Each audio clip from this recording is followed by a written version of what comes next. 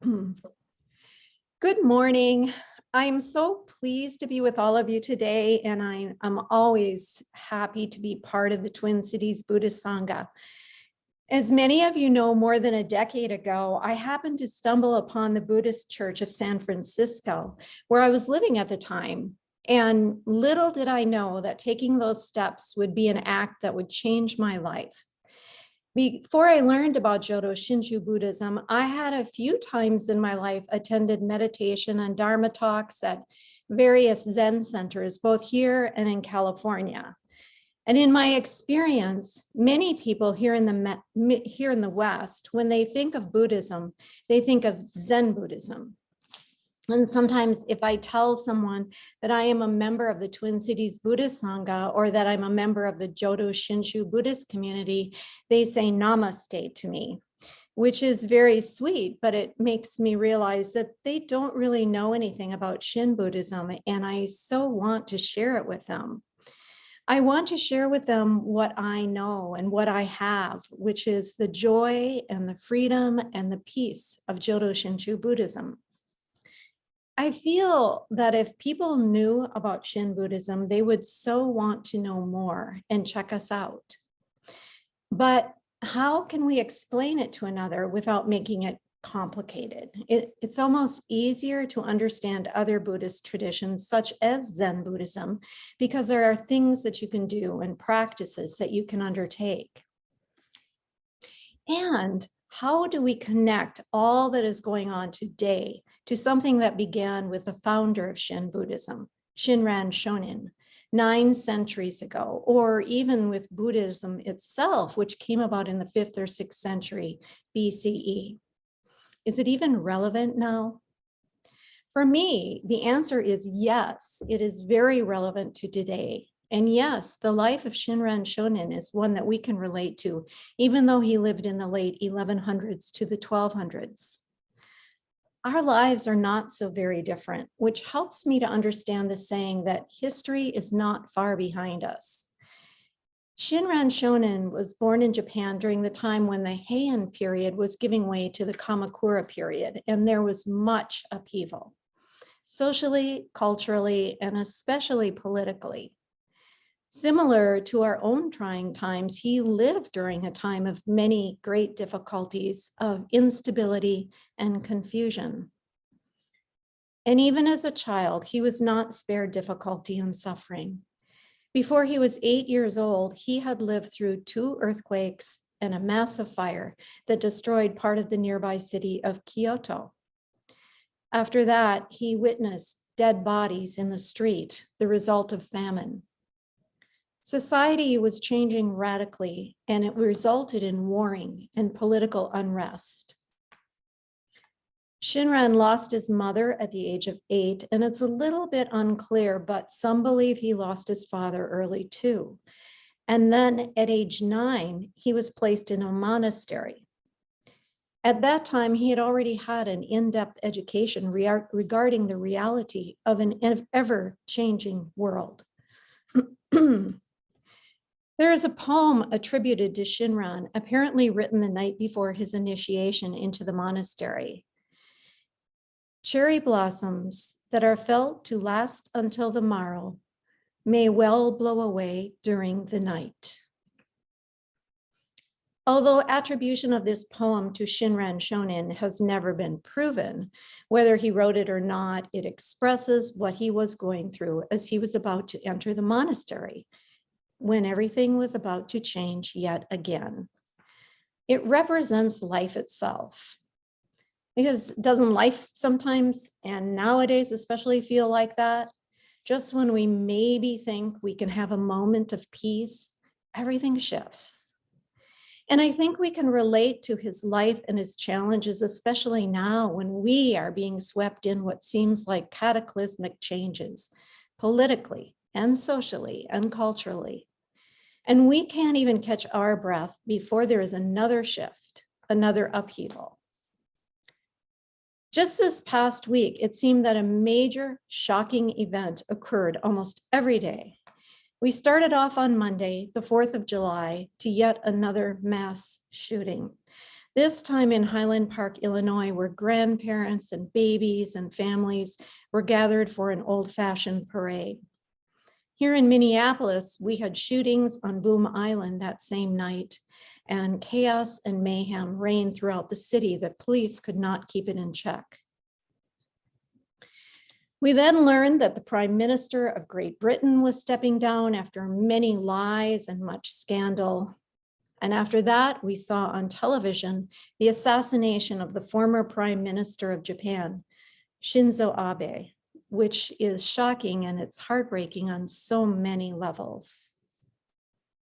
Add to these horrible and sad events, we entered this last week carrying all the other news of sweeping changes happening due to the Supreme Court decisions, due to a new variant of the coronavirus, which is running rampant, increasing inflation, another Black man shot in the street, and it all seems too much. These are trying times. And so we might think that life might have been so much easier in a different time and place, in an earlier time and place, or even better if we were sheltered in a monastery. We might assume that once inside the monastery, life would have been peaceful for Shinran Shonin. But it wasn't. The monks engaged in posturing and they exhibited petty, jealous behavior.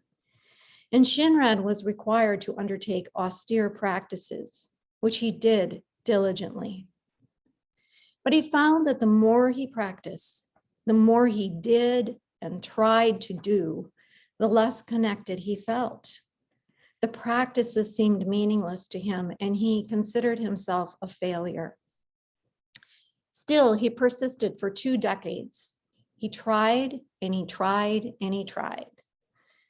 Eventually, he was drawn to Pure Land Buddhism and he embraced the Nembutsu, the recitation of Namo Amida Butsu. He was taught to do this by sitting long periods in a meditative state, by calming his mind and focusing on the Nembutsu. But he was unsuccessful yet again.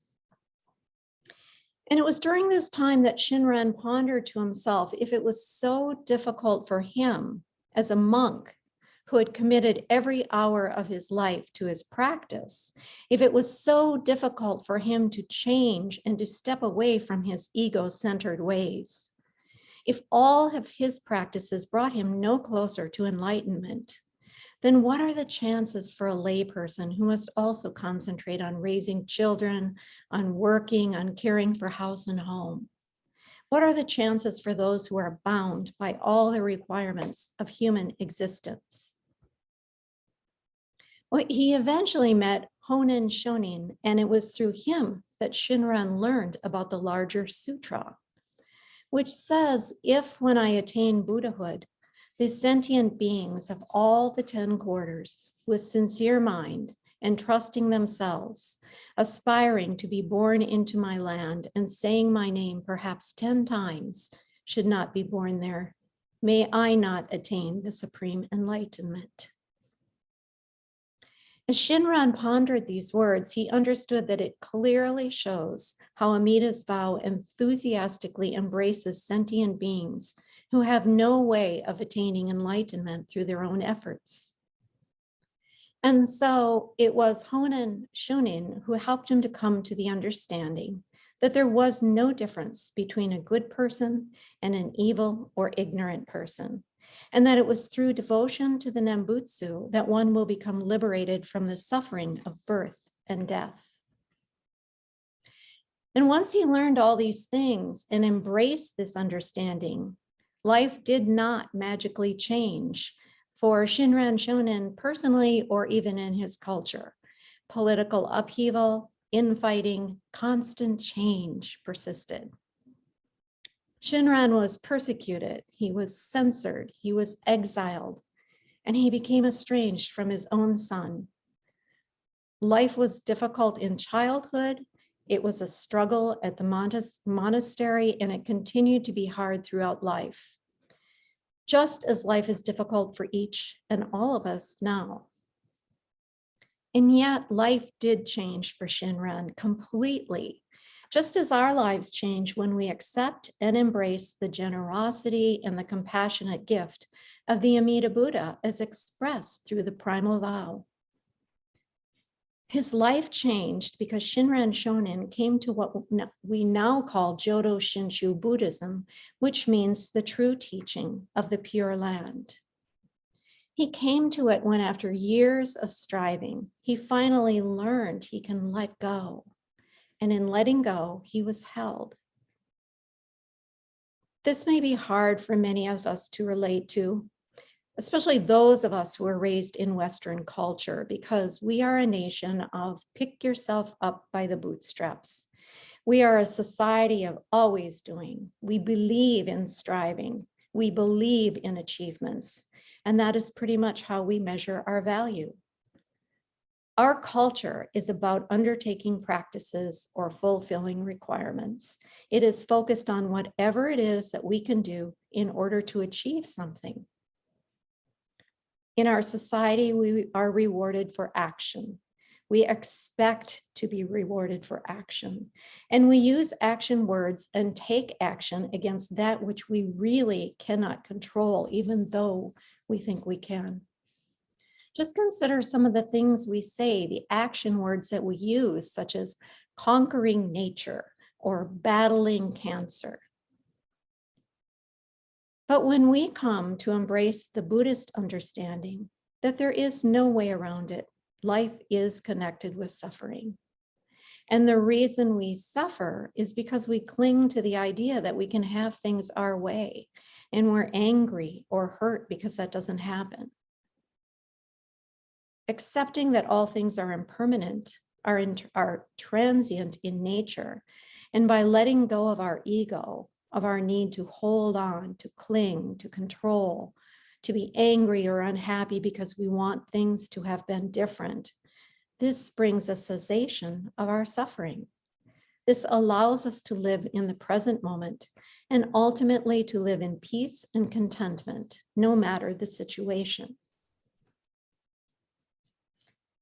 There was an article in the business section of the Minneapolis Tribune a few weeks ago that made me think that the business section understands a little bit of Buddhist concepts.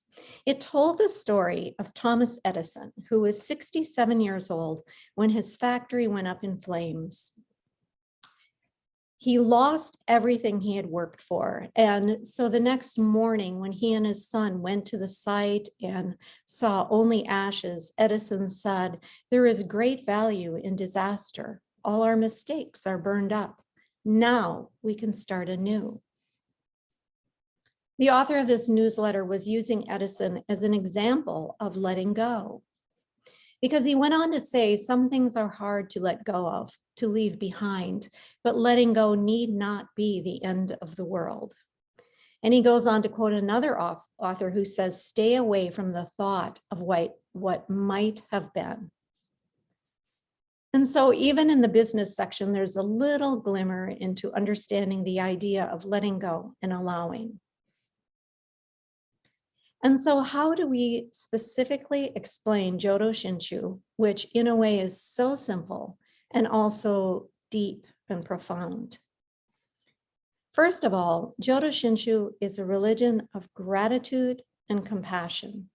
And that is the simple answer. For Shin Buddhists, birth in the Pure Land is what we all long for because it means we are awakened just as the Buddha was. It means we are liberated. It means we are no longer suffering, that we are no longer ego-driven, that we are no longer viewing everything in relation to ourselves, that we are released from our earthly way of being, all because of the generosity of the primal vow. And this knowing deep in our very being is what brings us to gratitude and compassion.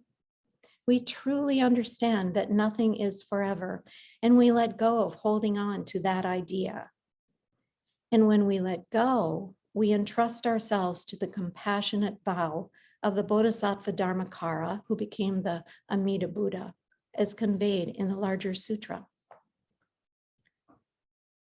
Jodo Shinjo Buddhism is the way of easy practice. All we do is say the Nembutsu, which is so simple and easy, and yet, as I said, it is truly profound. For to say the Nembutsu is to speak with gratitude for the compassion and generosity of the Amida Buddha, a gratitude that arises from within without conjuring it up ourselves. It is to recognize our very self-centered nature and to say, I entrust myself. I give myself over to the awakened being of immeasurable wisdom and compassion, who has come to liberate me from such nature. And to entrust oneself in this way is called Shinjin. And Shinjin does not have a good translation. Some use the word faith. It is a trusting in the truth of the primal vow, and because of that faith or trust, we let go of all practice. We let go of all trying. We let go, for we are allowing the Amida Buddha to hold us. Or maybe we're not even allowing, but recognizing that we are already being held, that we have peace of mind no matter what. This easy way is also the hardest part about Jodo Shinshu Buddhism, because entrusting or Shinjin is not something that one can do. In our culture, it is almost easier to engage in difficult practices than to not. And so with this mindset of relying on what is called other power rather than on our own power is hard to grasp. But allowing, graciously and gratefully receiving the gift we are given through the vow of the Amida Buddha, that will cause our birth in the Pure Land in this life and at the end of life. And this is the gift that liberates us to entrust. It's all very circular. Shinran said, by the benefit of the unhindered light, the virtuous great Shinjin is obtained.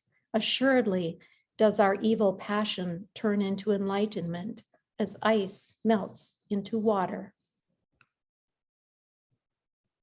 There's a story that I love that Anthony DeMello wrote, and it illustrates the difficulty for us human beings to let go and receive.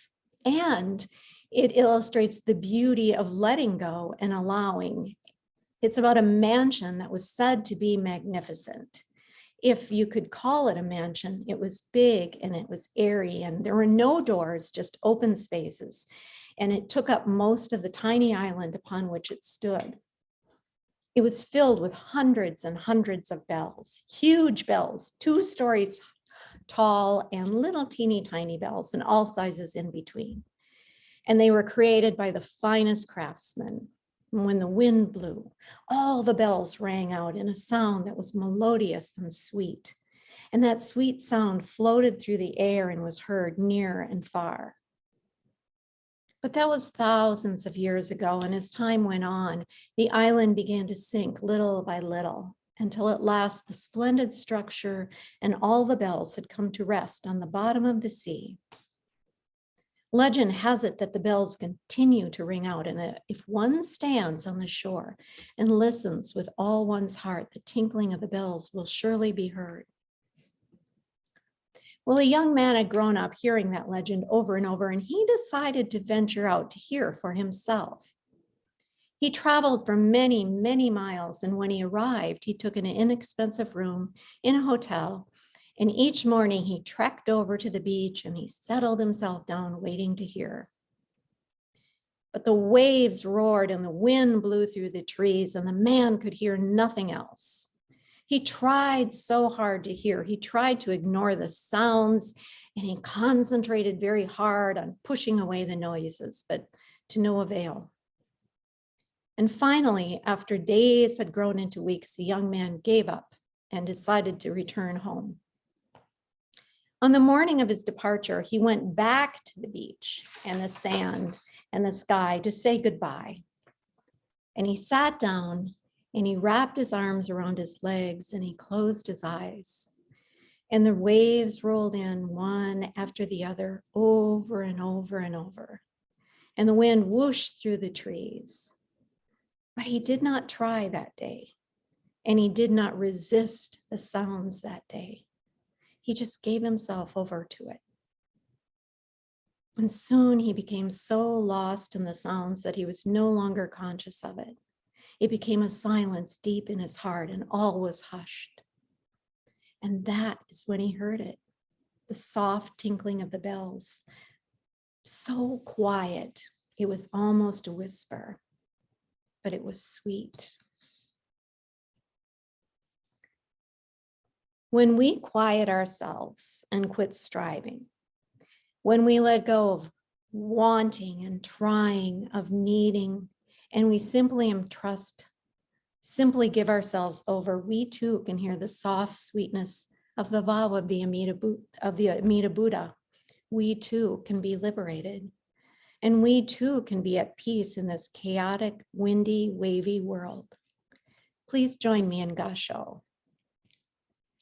Namo Amida Butsu, Namo Amida Butsu, Namo Amida Butsu, Namo Amida Butsu. Thank you.